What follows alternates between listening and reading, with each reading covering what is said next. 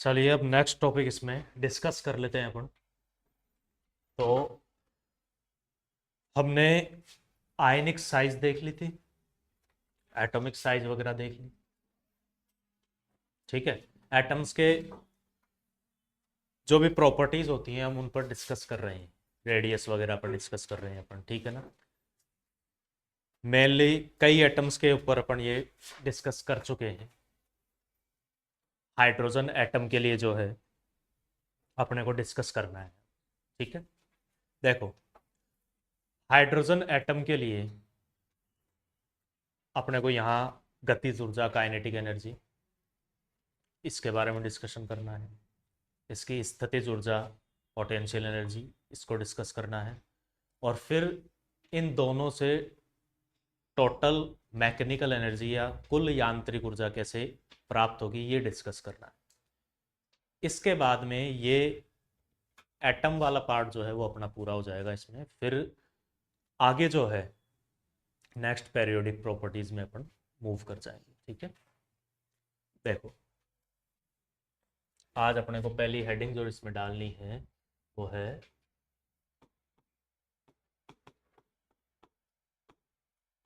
Hydrogen परमाणु के लिए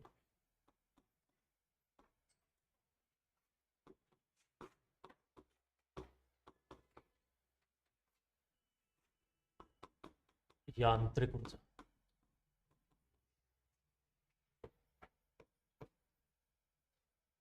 मैकेनिकल एनर्जी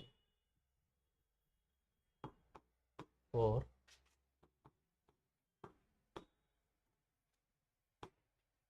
हाइड्रोजन एटम, ये लो, ये अपन डिस्कस करेंगे।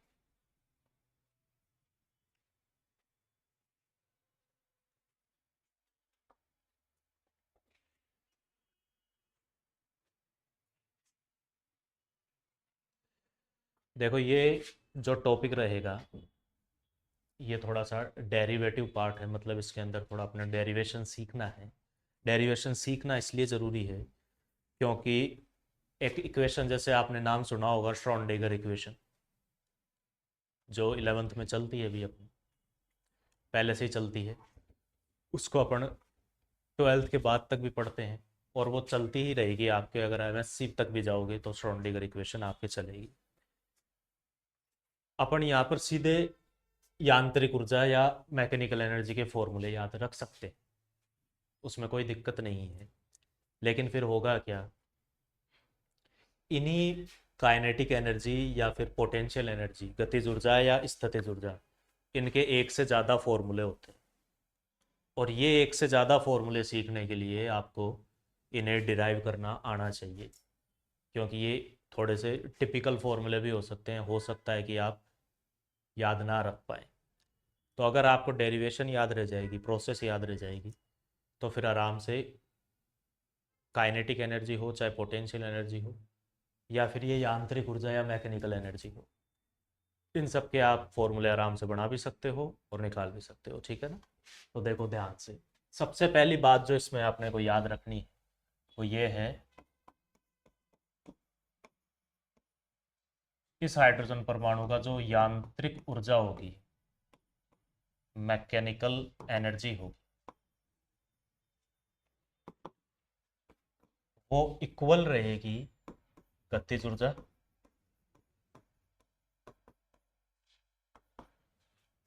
और स्थितिज ऊर्जा की।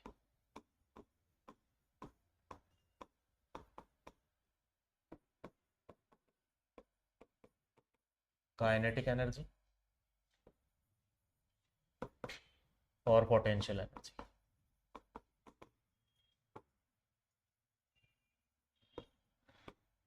सबसे पहला फॉर्मूला तो ये याद रखना है अभी। अब यहाँ मैकेनिकल ऊर्जा या यांत्रिक ऊर्जा का मीनिंग क्या हुआ, तो जैसे देखो, मैं यहाँ खड़ा हूँ भी, तो मेरे यहाँ अस्तित्व में होने के लिए या एग्जिस्टेंस करने के लिए मेरे अंदर की पोटेंशियल एनर्जी होनी चाहिए, स्थितिज ऊर्जा होनी चाहिए। कोई भी पदार्थ है, मेरे को ही क्यों लो, जैसे आप ये ले लो, ये यहाँ पर है, तो इसके होने के लिए इसकी पोटेंशियल एनर्जी होनी ज़रूरी है, स्थितिज ऊर्जा होनी ज़रूरी है। फिर इसके बाद में जैसे कोई भी पार्टिकल है, चाहे एटम है, चाहे इंसान है चाहे कोई भी है, ये मूवेबल होते हैं भाई, ये गतिशील होते हैं, ठीक है ना। जितना ये गति करेंगे, मूवमेंट करेंगे, उतनी इनकी स्थितिज ऊर्जा या पोटेंशियल एनर्जी किस में चेंज होती जाएगी, काइनेटिक एनर्जी या गतिज ऊर्जा में। इसलिए किसी भी सिस्टम की, चाहे तो वो हाइड्रोजन एटम ही ले लो, किसी भी सिस्टम के लिए अगर टोटल एनर्जी देखोगे, कुल यांत्रिक ऊर्जा देखोगे, तो वो किसका सम होगी भाई, काइनेटिक एनर्जी का और साथ में पोटेंशियल एनर्जी स्थितिज ऊर्जा का, ठीक है ना। तो इस यांत्रिक ऊर्जा को आप टोटल एनर्जी या कुल ऊर्जा भी कह सकते हो। तो एक शॉर्ट फॉर्मूला अगर इसका याद रखें तो टी ई इक्वल टू के ई प्लस पी ई, ये फॉर्मूला भी आपको याद रखना है। न्यूमेरिकल इस पर बन सकता है भी, आपको गतिज ऊर्जा काइनेटिक एनर्जी का फॉर्मूला दे दें, कोई भी एटम के लिए दे सकते हैं, लिथियम के लिए दे दें चाहे तो, पूछ लेंगे भाई एक पेरियोडिक टेबल में काइनेटिक एनर्जी या फिर पोटेंशियल एनर्जी उसका हाइड्रोजन से लेकर के लास्ट पी ब्लॉक तक जाएं तो ट्रेंड क्या रहेगा, सब कुछ पूछा जा सकता है ना। तो वन बाय वन अपन हर चीज़ को डिस्कस कर लेंगे। सबसे पहले आप इस फॉर्मूले को लिख लीजिए।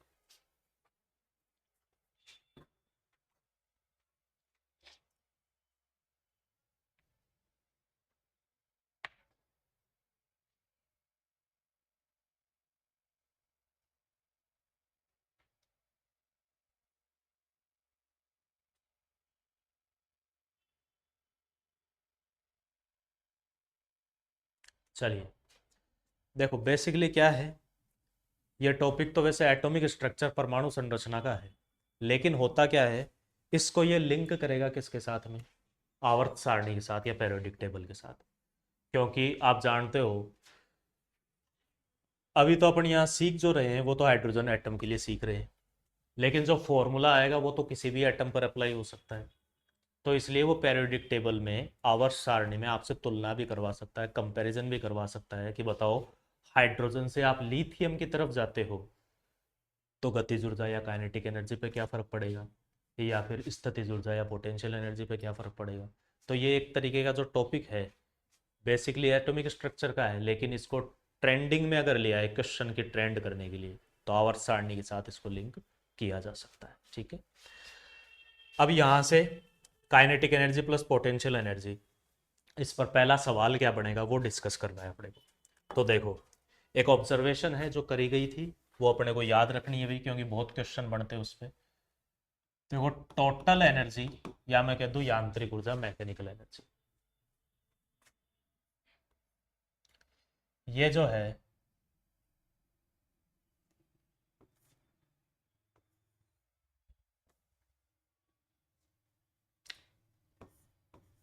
आधी होती है भाई किसकी, पोटेंशियल एनर्जी की। तो अपन इस फॉर्मूले को ऐसे लिखते हैं, पोटेंशियल एनर्जी जो है वो दुगनी हो जाएगी किसकी, टोटल एनर्जी की। एक तो ये फॉर्मूला याद रखना है भाई अपने को, इस पे बहुत क्वेश्चन आएंगे, ठीक है ना। दूसरा आपको जो याद रखना है वो क्या है कि टोटल एनर्जी जो है, कुल यांत्रिक ऊर्जा, वो गतिज ऊर्जा या काइनेटिक एनर्जी के बराबर होती है, इक्वल होती है। लेकिन यहाँ साइन या चिन्ह क्या होता है, अपोजिट होता है, विपरीत होता है। ये दो फॉर्मूले शुरू शुरू के हैं, स्टार्टिंग, जो आपको याद रखने हैं, नोट डाउन कर लें मैं और आप लिख भी लेंगे यहाँ पर। स्थितिज ऊर्जा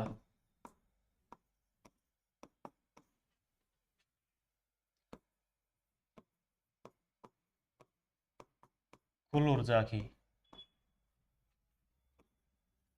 दुगनी होती है।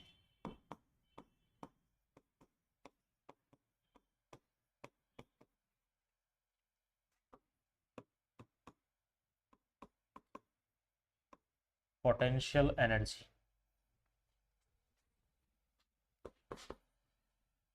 इज डबल ऑफ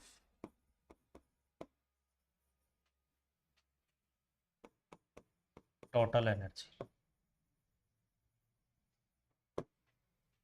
स्थितिज ऊर्जा जो है वो कुल ऊर्जा की क्या होती है, दुगनी होती है।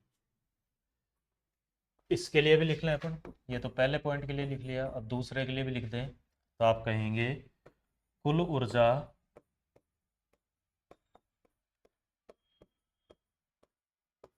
गतिज ऊर्जा के बराबर होती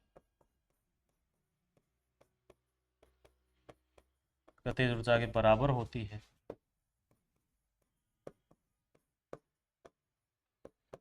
परंतु यहाँ चिन्ह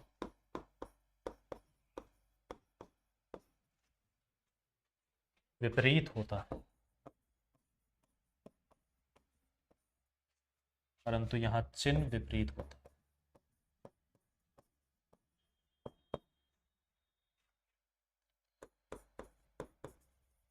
total energy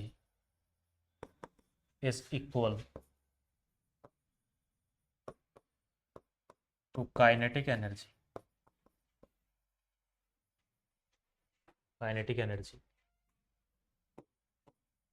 but sign notation is opposite। ये बात है। अब इस पर देखो क्या क्वेश्चन बनेगा, ध्यान से देखते हैं अपन। लिख लिया भाई यहाँ तक? चलिए चलते हैं आगे। अब ध्यान रखिएगा, क्या टोटल एनर्जी का डबल है कौन? Potential energy. और टोटल एनर्जी और काइनेटिक एनर्जी ये दोनों इक्वल है, लेकिन साइन एक दूसरे का क्या है? उल्टा है। चलो अब इस पर एक क्वेश्चन पूछूं मैं आपसे ये बोल दूं कि मान लो आपकी हाइड्रोजन एटम जो है उसकी टोटल एनर्जी कितनी है?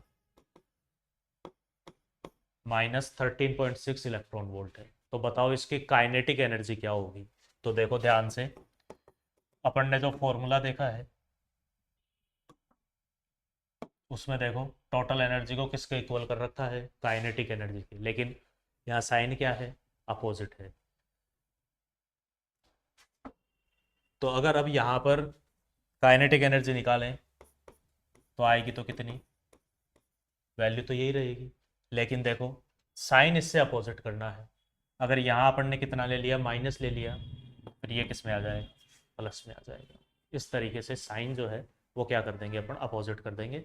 बस बाकी जो है पूरा as it is value same रहेगी। ठीक है, तो इस तरीके का क्वेश्चन बन सकता है। या फिर देखें तो अपने पास में ऐसा कोई क्वेश्चन आ जाए भाई, टोटल एनर्जी मान लो हाइड्रोजन एटम की या परमाणु की कितनी है? 13.6 इलेक्ट्रॉन वोल्ट है। और पूछा जाए कि बताओ इस हाइड्रोजन एटम के लिए स्थितिज ऊर्जा या पोटेंशियल एनर्जी का क्या मान है? तो क्वेश्चन का सॉल्विंग कैसे करेंगे भाई अपन? इस फॉर्मूले से। देखो यहाँ पर साफ साफ लिखा हुआ है, जो स्थितिज ऊर्जा या पोटेंशियल एनर्जी है वो टोटल एनर्जी की कितनी है? डबल है। तो यहाँ पर इसका जस्ट अपने को क्या करना है? डबल करना है। डबल करोगे तो ये ऑलमोस्ट कितना आ जाएगा? 27.2 इलेक्ट्रॉन वोल्ट। और देखो यहाँ जो है दोनों के साइन भी क्या है? इक्वल है। तो यहाँ पर जो माइनस आ रहा है तो यहाँ पर भी क्या आएगा? माइनस ही आएगा। ठीक है ना? ऐसे पोटेंशियल एनर्जी या स्थितिज ऊर्जा निकालने में। ठीक है ना? तो ये ऐसे क्वेश्चन यहाँ पर पूछे जा सकते हैं और सिंपल क्वेश्चन है भाई ये, बिल्कुल। चलो देखो अब आगे अपना जो पहला इक्वेशन था जो अपन ने बनाया था वो क्या था? यांत्रिक ऊर्जा या टोटल एनर्जी किसके बराबर थी? Kinetic energy plus potential energy. ठीक है, चलो इसी को करते हैं आगे सोल्व। तो देखो मान लेते हैं टोटल एनर्जी हाइड्रोजन की कितनी है? -13.6 है। काइनेटिक एनर्जी कितनी होगी? वैल्यू सेम रहेगी, लेकिन साइन यहाँ पर क्या आएगा? पॉजिटिव आएगा। ठीक है, और पोटेंशियल एनर्जी कितनी होगी? डबल होगी। ये लो, अब इस -27 में से इसको घटाओगे तो यही आ जाएगा ना भाई। इसका मतलब ये कंफ्यूजन नहीं पालनी है फॉर्मूले को देख करके कि टोटल एनर्जी, काइनेटिक एनर्जी और पोटेंशियल एनर्जी दोनों का सम होकर के बन रही है तो फिर पोटेंशियल एनर्जी इसकी डबल कैसे होगी? ऐसा नहीं अपने को देखना है। क्यों? क्योंकि साइन यहाँ पर क्या है, अलग अलग हैं। और साइन के डिफरेंट होने की वजह से देखो आंसर किसके बराबर आ गया था, फिर करके देखा है ना अपने टोटल एनर्जी। तो इसलिए ये कभी भी नहीं सोचना है कि टोटल एनर्जी की वैल्यू पोटेंशियल एनर्जी से ज़्यादा हो जाएगी, नहीं होगी। ठीक है, चलो अब जो अपने को इक्वेशन बनानी है वो देखते हैं।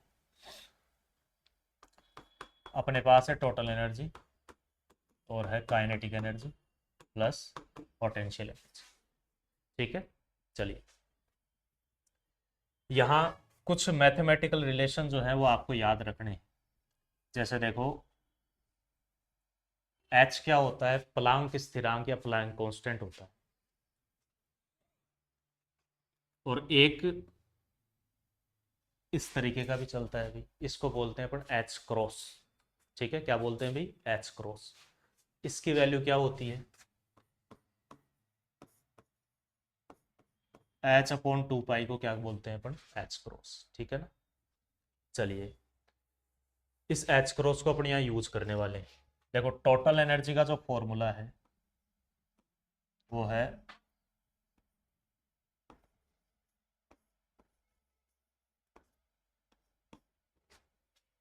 Iota H cross D upon D T. D T है मतलब टाइम के साथ में कितनी एनर्जी मिल रही है वो बात हो रही है। आयोटा यहाँ यूं समझ लीजिए एक स्थिरांक या कांस्टेंट की तरह। और एच क्रॉस जो था वो अभी थोड़ी देर पहले मैंने बताया था किससे बना हुआ है? प्लांक स्थिरांक से, एच अपॉन 2 पाई से। अपन उस एच क्रॉस को हटा करके ये भी लिख सकते हैं वहाँ। ठीक है ना। बट उससे कैलकुलेशन आपको ऐसे हार्ड दिखेगी, इसलिए उसको क्या कर दिया मैंने, एच क्रॉस ही ले लिया। ठीक है, लेकिन यहाँ नोटेशन आप ज़रूर यहाँ डाल लीजिएगा ताकि याद रह जाए भाई इसका वैल्यू ये होती है। बस इतना ज़रूर याद रख लेना, बाकी इसको चलने देते हैं अपन एच क्रॉस। अब काइनेटिक एनर्जी देखो क्या होती है। तो काइनेटिक एनर्जी का फॉर्मूला याद रखना, ये होता है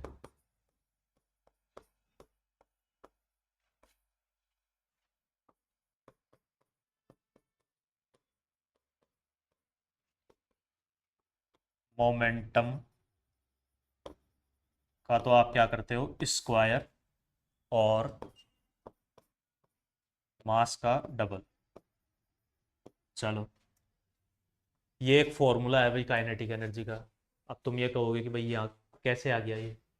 हमने तो आज तक काइनेटिक एनर्जी का फॉर्मूला यही पढ़ा है। ठीक है ना। तो इसको बना लेते हैं भाई इससे, देखो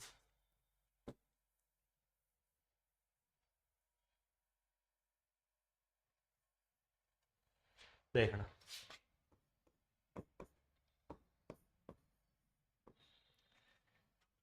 ये जो फॉर्मूला है इसको अपन मल्टीप्लाई कर देते हैं किससे? एम से। और इसमें डिवाइड या भाग भी दे देते हैं किसका? एम। अब तुम जानते हो किसी चीज़ को सेम चीज़ से मल्टीप्लाई कर दिया और भाग भी दे दिया तो ये तो कट ही सकते हैं ना। इसका मतलब अपन ने नया इसके अंदर कुछ भी ऐड नहीं किया है। अब देखो इस एम को इससे मल्टीप्लाई कर दो तो ये क्या हो गया? M square. और वी स्क्वायर तो पहले से ही, नीचे क्या आ गया? 2 है। बताओ जो संवेग या मोमेंटम होता है वो यही होता है क्या? अगर इसका स्क्वायर करूँ मैं तो ये दोनों भी क्या हो जाएंगे? स्क्वायर हो जाएंगे क्या? ठीक है, तो देखो यहाँ दिख रहा है ना एम स्क्वायर वी स्क्वायर। तो इस एम स्क्वायर वी स्क्वायर को किससे रिप्लेस कर सकते हो भी? पी स्क्वायर से। कर देते हैं यहाँ पे, देखो इस पूरे को पी स्क्वायर लिख दो और नीचे क्या आ गया? 2 एम। और अभी अपन ने जो फॉर्मूला था वो क्या लिखा था? संवेग या मोमेंटम का क्या था? स्क्वायर था। और 2 और उससे मल्टीप्लाई किसको कर रखा था? द्रव्यमान को या मास को। तो आ गया ना ये फॉर्मूला इसका काइनेटिक एनर्जी का? अरे आ गया नहीं आया? ठीक है, तो अब सीधा अपने को देखो 1/2 mv स्क्वायर तो हम सबको याद ही रहता है। अपने को यहाँ ये वाला फॉर्मूला यूज करना है। तो चलो करते हैं इसको। यहाँ लिख देते हैं अपन p²/2m। अब याद करना एक बात, काइनेटिक एनर्जी को अपन ने टोटल एनर्जी के साथ जब लिखा था, ठीक है, तो साइन को क्या किया था, उल्टा किया था क्या, तो इसका मतलब यहाँ क्या आना चाहिए, माइनस आना चाहिए। ठीक, चलो यहाँ माइनस लगा लेते हैं। और पोटेंशियल एनर्जी को ऐसे कोई फॉर्मूला इसका होता नहीं है, बाकी एटॉमिक स्ट्रक्चर में देखो ये फॉर्मूला चलता है, पर वो अपने को यहाँ यूज़ नहीं करना है। सिर्फ पोटेंशियल एनर्जी या स्थितिज ऊर्जा का सिंबल लिख देते हैं यहाँ पर। स्थितिज ऊर्जा को किससे दिखाते हैं भी, कैपिटल वी से, बस इतना बोलते हैं। अब ये जो फॉर्मूला है,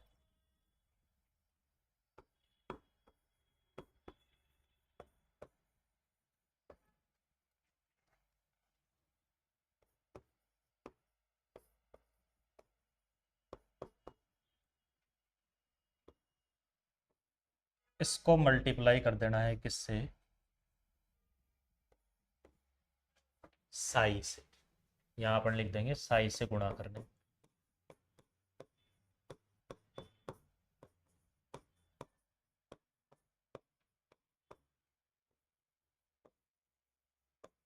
मल्टीप्लाइंग विद साई। अब ये साई क्या चीज़ है, वैसे नाम तो सुना ही होगा साई का। साई क्या होता है भाई, अपन एटम की बात कर रहे हैं, हाइड्रोजन एटम की। इसमें आप जानते हो एक इलेक्ट्रॉन होता है, वो एक इलेक्ट्रॉन उस पूरे हाइड्रोजन एटम में कहाँ पाया जा रहा है, उसके पाए जाने की जो संभावना है, उसी को किससे शो करते हैं अपन, साई से। ठीक है, अब ये जो इक्वेशन आई है तुम्हारे सामने, ये जो समीकरण आया है, ये किसका फॉर्मूला है भाई, टोटल एनर्जी का या कुल यांत्रिक ऊर्जा का। ठीक है, अब सुनो ध्यान से, इसमें जब इसको पेरियोडिक टेबल से लिंक कर देगा तो क्या पूछेगा, ये जो फॉर्मूला आया है, ये तो भाई हाइड्रोजन के लिए यूं समझ लो, उसकी शून्य ऊर्जा स्तर या ग्राउंड स्टेट के लिए है। किसके लिए भाई, ग्राउंड स्टेट के लिए। हाइड्रोजन की ऊर्जा का फॉर्मूला जो होता है, वो ये होता है क्या भाई, इसमें क्या आ रहा है यहाँ पे, एन आ रहा है। एन आते ही क्या आ गया, एन आते ही ऊर्जा स्तर या एनर्जी लेवल आ गया। और जेड आते ही क्या आ गया यहाँ पर, परमाणु क्रमांक या एटॉमिक नंबर आ गया। तो आप समझ रहे हो, अगर इस काइनेटिक एनर्जी के अंदर ये वाली चीज ऐड कर दें अपन, तो फिर ये कोई से भी एटम के लिए निकलवा सकता है। अरे यहाँ पर Z² और क्या रखो, N²।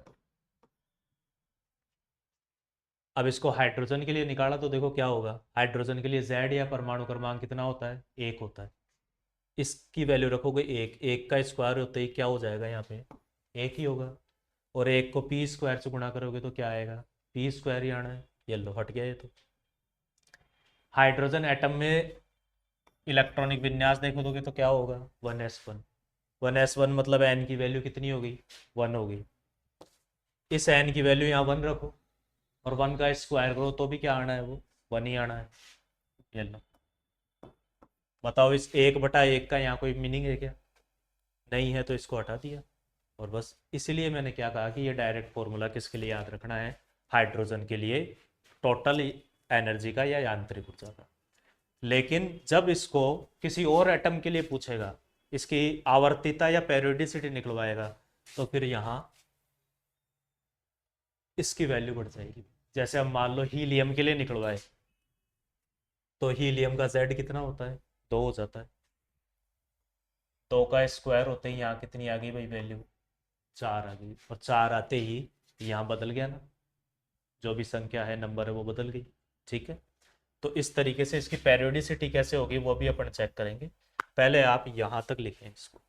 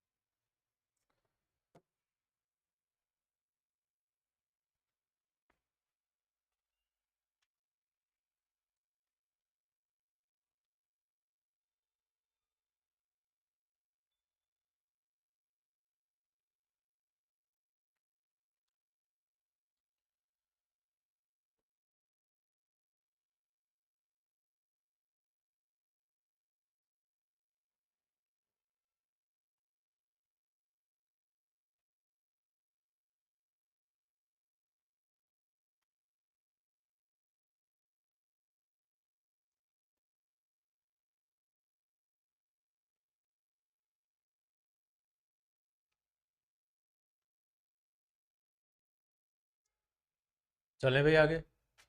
चलो,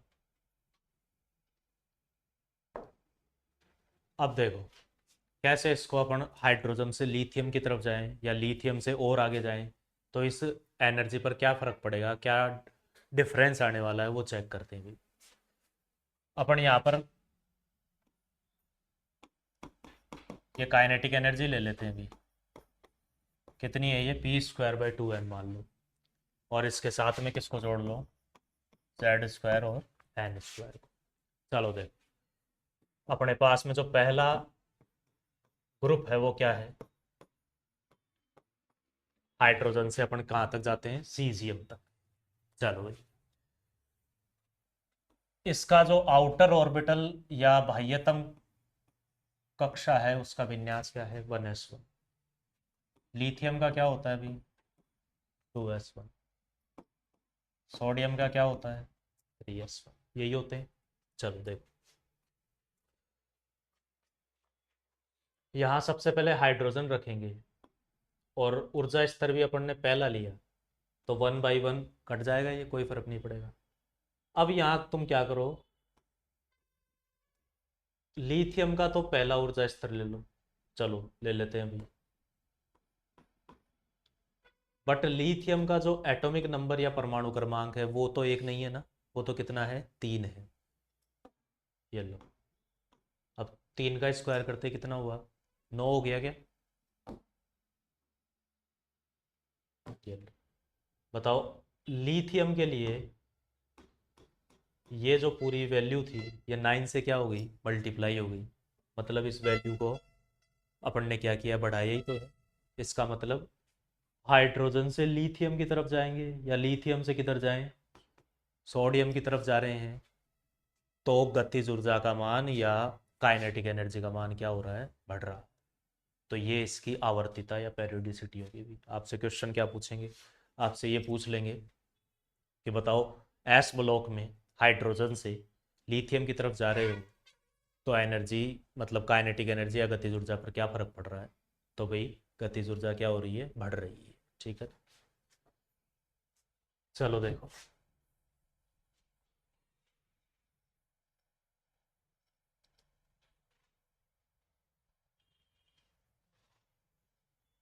लिखते हैं अपन आवर्त सारणी में।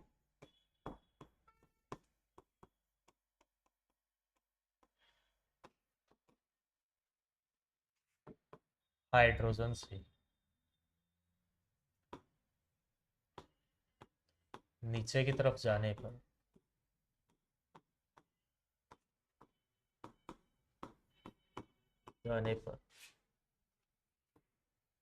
यदि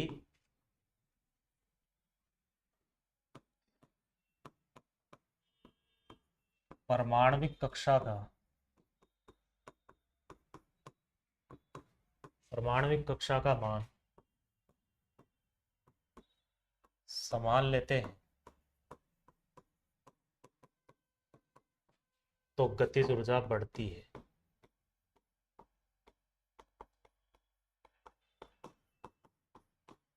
गतिज ऊर्जा बढ़ती है, लिखेंगे आप in periodic table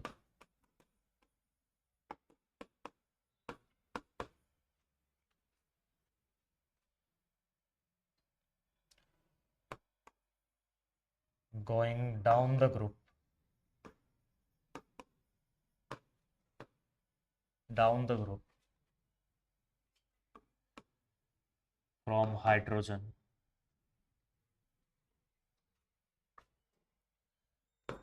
kinetic energy increases. Kinetic energy increases if value of n is same. चलो, ये बात होगी।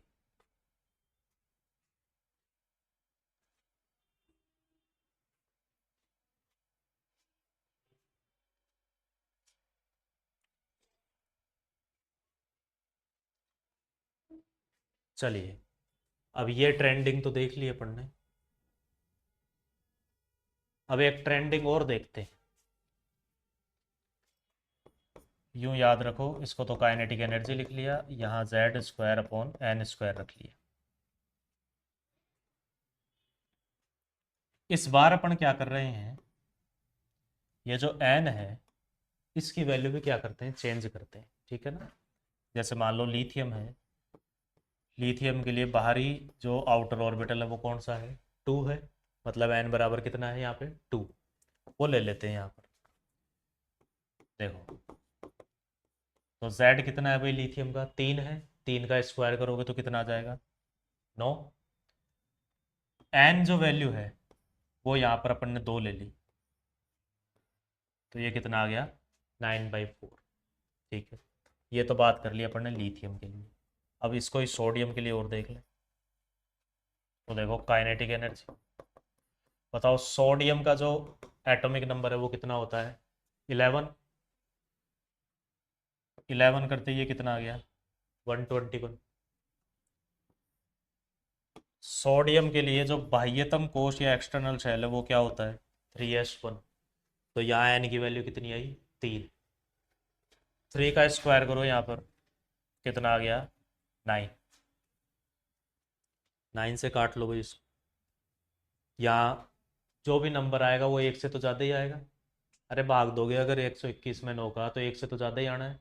मतलब काइनेटिक एनर्जी बढ़नी ही है। यहाँ भी देखा तो ये भी एक से ज़्यादा ही आएगा, क्यों, क्योंकि 4 को 2 से मल्टीप्लाई करेंगे तो 8 आएगा। ये तो 8 से भी ज़्यादा है, 9 है। तो यहाँ भी कोई वैल्यू आएगी वो एक से ज़्यादा ही आएगी, मतलब काइनेटिक एनर्जी बढ़ेगी। तो यहाँ से सिद्ध क्या होता है, चाहे एन की वैल्यू बदलो चाहे मत बदलो, कुछ भी करो, हाइड्रोजन से अगर लिथियम की तरफ जाओगे तो काइनेटिक एनर्जी क्या होगी, बढ़ेगी। ठीक है ना। तो अपने को ये ट्रेंड याद रखना है कि आवर्त सारणी में या पेरियोडिक टेबल में हाइड्रोजन से अगर नीचे जाते हैं डाउन द ग्रुप तो काइनेटिक एनर्जी क्या होती है, बढ़ती है भाई। ठीक है ना। चलो अब एक क्वेश्चन लिखते हैं अपन। मैंने लिख दिया यहाँ पर हाइड्रोजन, लिथियम,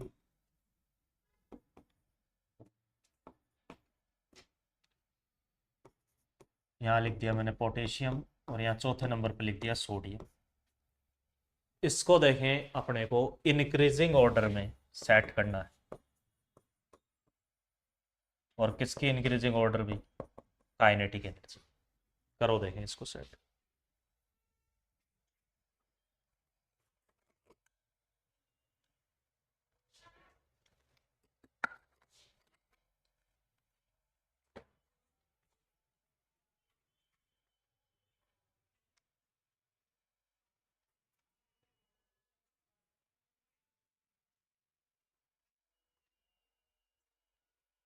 अभी किया इंक्री सेट कर लिया इसको रेंज। देखो देखते, बताओ इसमें अपन ने लिख रखा है कि हाइड्रोजन से डाउन द ग्रुप जाएंगे तो काइनेटिक एनर्जी क्या होगी भाई, इंक्रीज होगी। चलो अपने को इंक्रीजिंग ऑर्डर चाहिए, तो मतलब स्टार्टिंग कहाँ से होगी, सबसे कम वाले से लोअर वाले से। तो सबसे पहले कौन है, हाइड्रोजन है। ठीक है, हाइड्रोजन के बाद ये तो सीरियल वाइज ही है भाई, लिथियम, इसका ही नंबर आएगा। अब बताओ, अब बीच में सीरियल क्या हो रहा है, यहाँ पर ब्रेक हो रहा है ना। चौथे नंबर पर कौन है, सोडियम। तो पहले किसको लेना पड़ेगा, अब यहाँ पे सोडियम को लेना पड़ेगा, और फिर कौन आएगा, पोटेशियम। ठीक है, तो ये ऑर्डर आएगा अपने पास में, इसका यही निकाला है क्या। ठीक है, तो ये काइनेटिक एनर्जी की पेरियोडिसिटी हो गई, आवर्तिता हो गई। ठीक है, कर लें भाई इसको।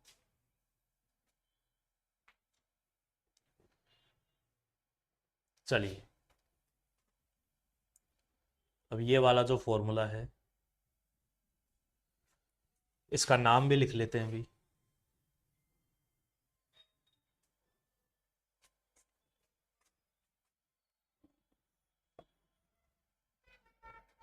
इस फॉर्मूले को कहते हैं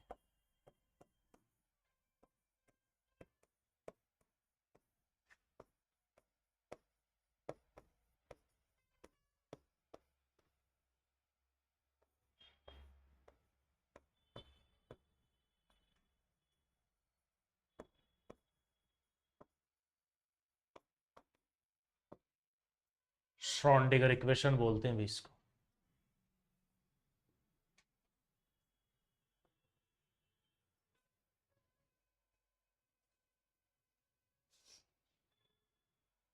लिख लिया भी। चलो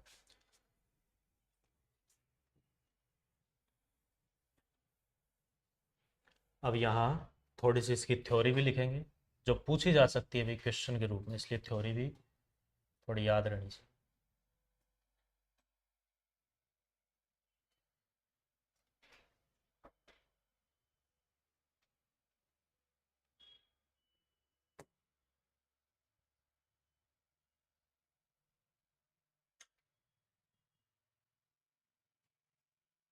चलो भी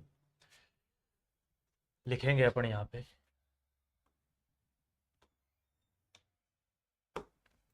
देखो फर्स्ट पॉइंट लिखो,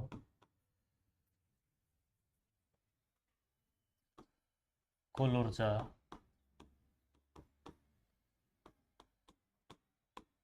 गतिज ऊर्जा और स्थितिज ऊर्जा का योग होती है।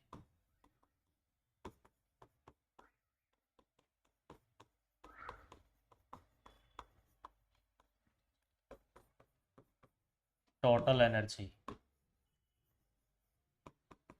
Is sum of kinetic energy and potential energy. दूसरा पॉइंट है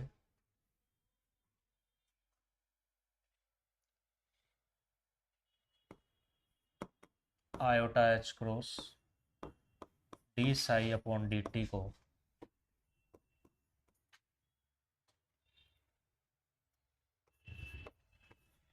ई साई भी लिख सकते हैं।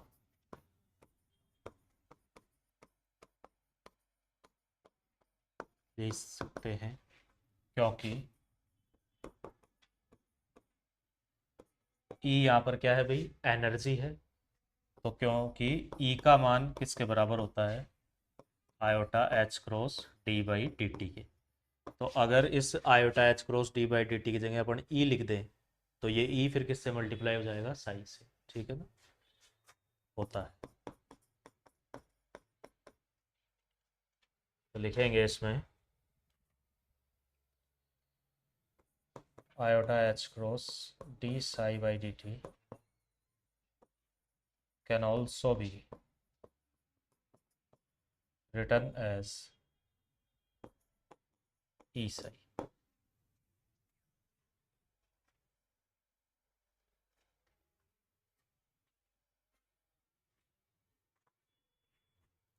लिख लिया भाई यहाँ तक।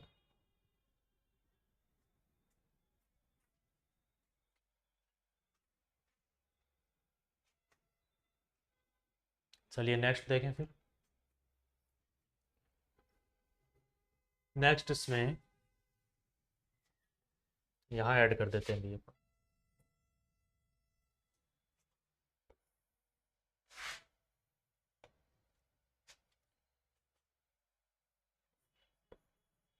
तीसरा point minus P square by 2m plus V बराबर एच।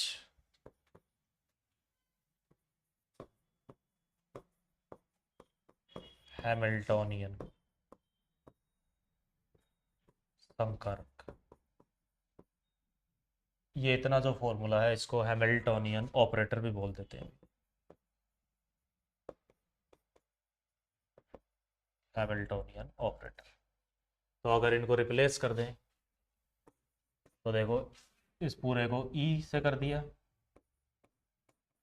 और ये जो पूरा है इसको एच से कर दिया। तो ये जो है लास्ट में अपना एक फॉर्मूला, ये भी याद रखना है, ई साई डी साई। ठीक है भाई।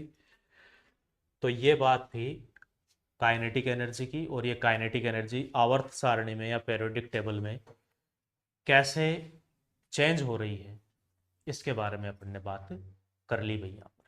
ठीक है,